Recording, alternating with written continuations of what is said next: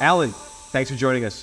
Thank you for having me. Thrilled to have you here. My first question is, what is the Alan Chikin Chow brand, and how do you stand out in this massive sea of online personalities? Sure. So my mission statement is unity through laughter. I'm a creator with the mission to inspire a universal audience through laughter and storytelling. And it comes from my origin of making videos. I started making videos as a way to connect with my family. When I went to college, my mom and dad, they moved to a little town in West Virginia where they had no friends or family. So I started making videos just as a way to make my mom laugh.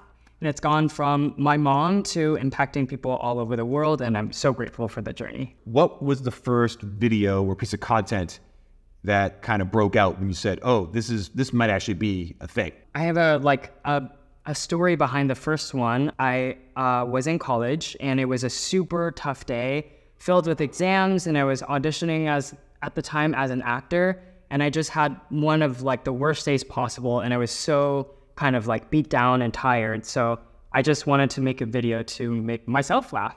So it was a super cringy video of me going, if you're a guy, swipe up. This video is for ladies only.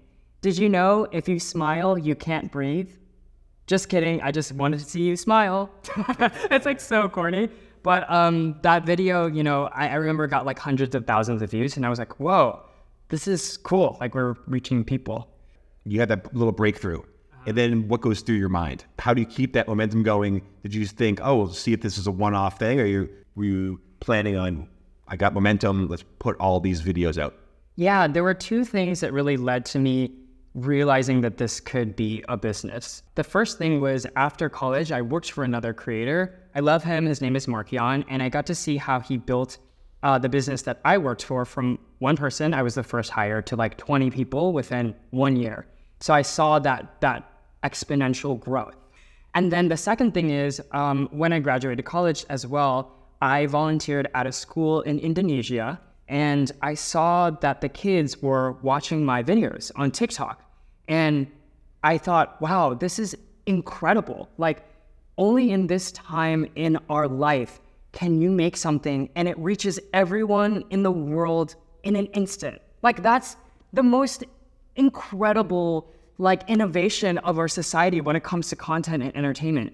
If you do stuff for example, I was on an episode of a sitcom. It takes so long for the distribution to go from America to overseas, or even for it to come out. But with social media, it's in their hands, right there. And I just wanted to connect with people all over the world. So those are two big moments for me. You mentioned before that your first breakthrough video, you created to make yourself laugh. Yeah. Now, when you create a short and a skit or a video these days, who do you have in mind? Do you and your team make videos that you find funny? Do you have an audience in your head? Who are you creating for? I liken how we think of my videos to the brand of Disney or Marvel. So with Marvel and Disney, they create for a universal audience of all backgrounds and identities. And it's really to impact a global audience. You can touch on themes that are really serious and mature, like love and war and justice and identity. But the biggest fans of Marvel just so happen to be kids because their imaginations are just so wild. So that's how I like to think of how we create our videos. Take me through one. Take me through the thought process of how does the idea form, and how, because your videos are very high produced, they're very high quality. Do you walk around and make funny observations in your mind and then decide, oh, this should be a skit? Take me through one.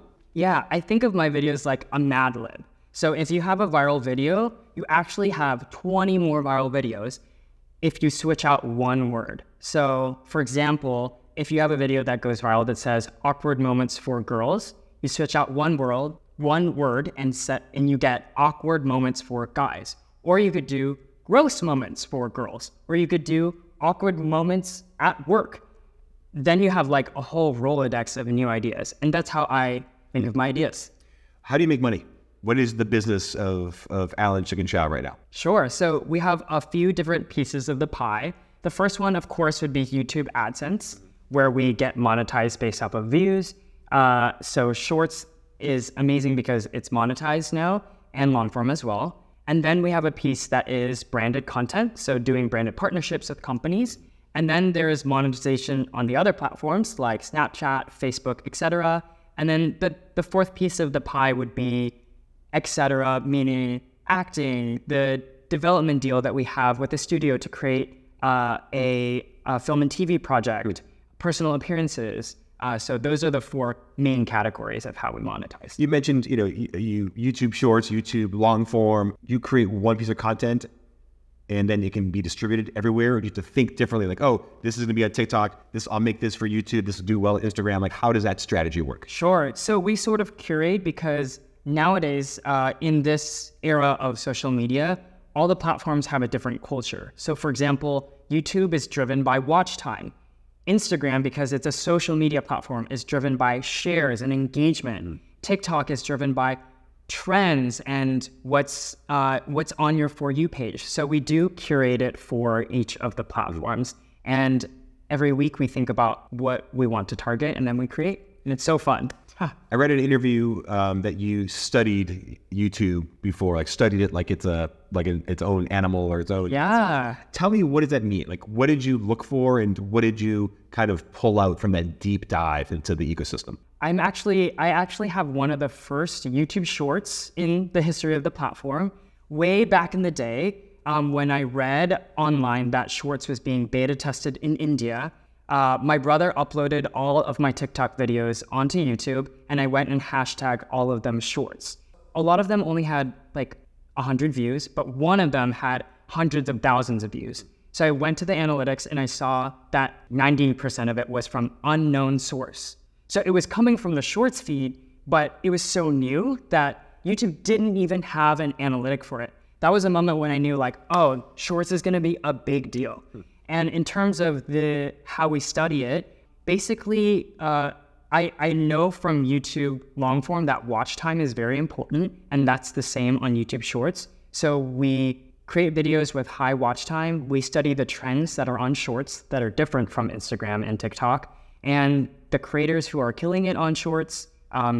All those things go into how to study the platform. So you're very analytical. This is very scientific. How did you go from a creator who wanted to make your mom laugh when she moved to a new town to now you're Alan the brand, Alan the entrepreneur, Alan the business?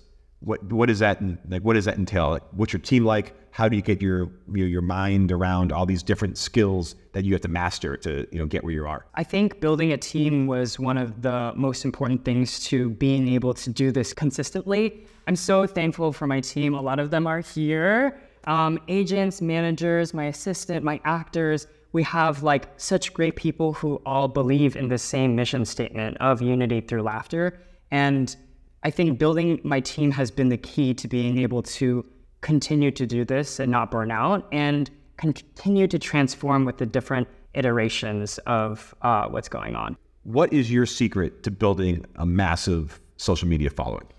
Being very aware of how you're coming across to your audience and trying your best to objectively view your video as if you were the audience, and taking on the humor and watching that as the audience member.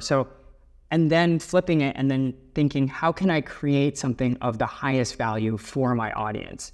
And I think if you do that and you do it over and over and just create the best videos possible, then you can create, that becomes your brand. Switching gears from kind of creator to the brand you work with, what advice would you have for a brand or a company? What must they think about first before deciding to partner with a specific creator or influencer? We really love to partner with brands that share our same values. So again, I stand for unity through laughter and storytelling, and a lot of brands that we work with share those same values. Like McDonald's is sharing happiness through food. Netflix is sharing creativity and entertainment through content.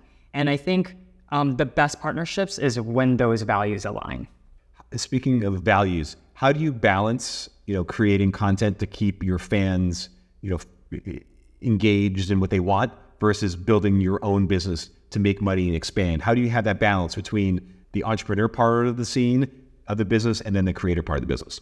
I think when those two things go really hand in hand, when they come together, is when you have the best synergy for your channel. I think, thankfully, I love making videos, and I love the audience's humor as well as my own. Like I think those two things really come together, and we're able to build a brand that makes the audience happy and makes me happy. Because at the end of the day, what makes my community happy is what makes me happy. Yeah.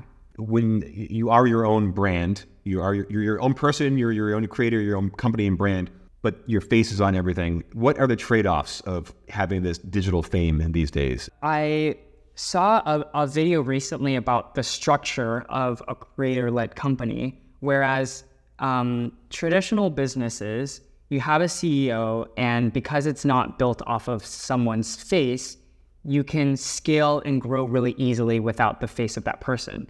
For creator-led businesses, it's all really resting on your shoulders. Like, what is your capacity? And so I think it's really important for creators to make sure that they are always like mentally well and a very balanced human, because if you burn out, then everyone who's relying on you can't do their jobs. And so, yeah, it's really important to take care of yourself. You mentioned, you have film and movie projects in the works. What is kind of your end game? What do you want? I know you're only 26, but you're going to go from the digital screen, obviously now to like the bigger screens. What is your goal as an entertainer, as a creator? Let's talk about that first. Yeah, sure. First off, I love Legacy. Like, my playlist that I listen to every day right now is like titled Legacy, because I'm thinking about, if I were to pass away today, what content or what of my life do I want to represent me now when I'm gone? And so, yeah, I love thinking about legacy. My vision is to build a multifaceted business with successful arms in digital, film, television, and whatever other vertical comes in the future. Just like Will Smith or Disney, companies like that. I'm so thankful that we're on our path to doing that with the development deal that we have to create a film and TV project. We have a podcast deal. We're working on YouTube long form as well as the short form. And so my goal is to have a successful business that has great projects in every one of those spaces. Looking back, what do you want the Allen legacy to be? I want people to remember that we are all connected all around the world via our humanity. There are so many differences between people, so much conflict, but it's so amazing that, a video that I create can make someone who is like a 50-year-old guy in Nebraska laugh, and someone who's like a 9-year-old in India laugh. Like, that's an amazing thing that shows that we all have humanity in common. And that's what I want people to remember about me and what I stand for. You have this big, bold ambitions to build a whole media company. You're behind the camera, you're in front of the camera. Who will be your dream collaborator? First off, I want to say that my dream collaborator came true. For the longest time, it was Lily Singh, and I love her. She inspires me so much, the way that she was able to trailblaze and break down barriers for so many different communities of people. So Lily, if you're watching this, I love you. I'm wearing your ring. So I believe in the power of manifestation. So now let's manifest Mindy Kaling and Will Smith. Are they behind?